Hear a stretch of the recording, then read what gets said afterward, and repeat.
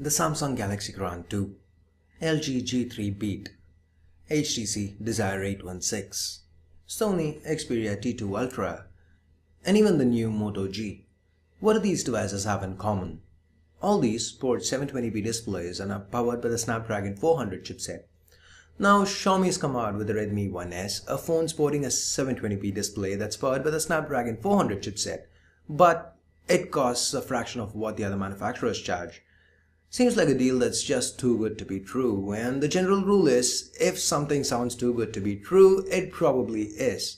So in this video, let's take a closer look at the Redmi 1S and see if it's as good a deal as it seems to be. Before we do that, if this is your first time here or in case you've plain old forgotten, my name's Ash, this is C4E Tech, and you're watching my full review of the Xiaomi Redmi 1S. Let's get started.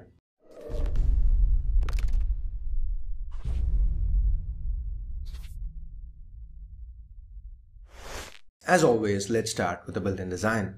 The Redmi 1S is built out of plastic. To the front, on top, we have a 1.6 megapixel front-facing camera, sensors and earpiece. Lower below, we've got a 4.7-inch 720p display, and at the bottom, the familiar menu, home and back capacitive keys. Note that these keys are in backlit, so it's gonna take a bit of getting used to. Below that, we've got a little notification LED. To the back, we've got the secondary noise-cancelling microphone, an 8 megapixel rear camera, LED flash and rear speaker.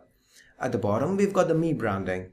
The back is user removable, and inside we've got two full-size SIM slots with SIM 1 supporting 3G and SIM 2 being restricted to 2G. And right below we find a user replaceable 2000 mAh battery. To the top we've got a 3.5mm headphone jack, the volume rockers and the power button to the right, primary microphone and micro USB port at the bottom, and nothing to the left. The Redmi 1S isn't too heavy and feels solid. The sides being curved result in helping hide the 9.9mm thickness. The 1S feels good in hand. No issues with grip here. It's also pretty comfortable to use single-handed. Also note that the display is covered by a layer of Corning Gorilla Glass 2 or Dragon Tail Glass depending on the market the Redmi 1S is being sold. Here in India, the Redmi 1S uses Dragon Tail Glass. Talking about the display, the IPS LCD display that Xiaomi's used here is very good. 720 pixels spread over 4.7 inches gives it a pixel density of 312 pixels per inch. It's bright, sharp enough, reproduces colors quite accurately, and offers acceptable viewing angles. Keep in mind it does tend to attract a lot of fingerprints and is a bit too reflective. But despite that, the display is bright enough to hold up well under direct sunlight. Now underneath the hood, the Redmi 1S packs in a Snapdragon 400 chipset. That's 4 Cortex-A7 cores clocked at 1.6 GHz each. That's a higher clock speed than some of the devices that I mentioned earlier. This is coupled with an Adreno 305 GPU and 1 GB of RAM. Synthetic benchmark results are better or on par with other devices with the same chipset inside. And Adreno 305, as expected, handles most games well, even some intensive ones. Well, audio levels via the sole rear speaker are average at best. Call quality and audio via the 3.5mm headphone jack are very good.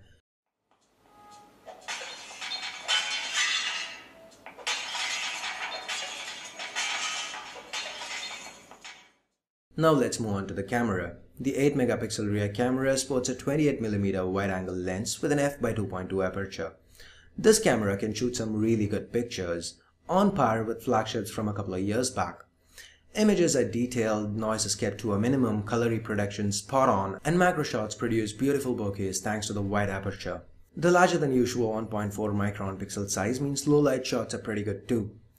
Additionally, this camera can also shoot 1080p videos at 30 frames per second, and again it continues to impress. Software stabilization is good and it resolves plenty of detail. The user interface complements the solid hardware here. It's similar to what we've seen on the Mi 3 and the Mi 4.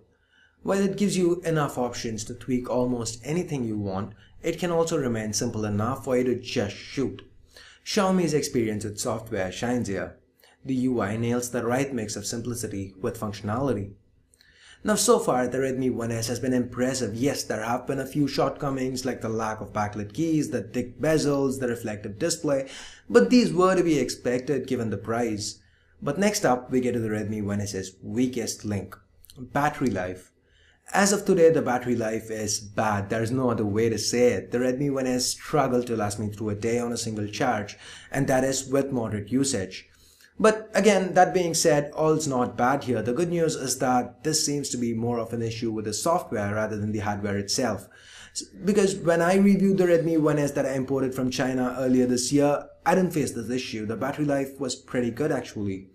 Even this Redmi 1S that you've been seeing in this video, it lasted almost 7 hours on a looping video playback test. Phones that do last that long generally do not struggle to last through an entire day with moderate usage. This again indicates to the issue being software related. Xiaomi needs to fix this as soon as possible. Talking about the software, the Redmi 1S runs on Android 4.3 Jelly Bean with Xiaomi's custom MIUI v5 on top. While not the latest, Xiaomi has confirmed that the Redmi 1S will be updated to MIUI v6 by the end of the year. MIUI is drastically different from stock Android, like for example, it doesn't even come with an app drawer. But that being said, it does bring with it a ton of functionality. MIUI's success stems from the fact that most of these features are aimed at making the experience better rather than being fodder for a marketing team to work with.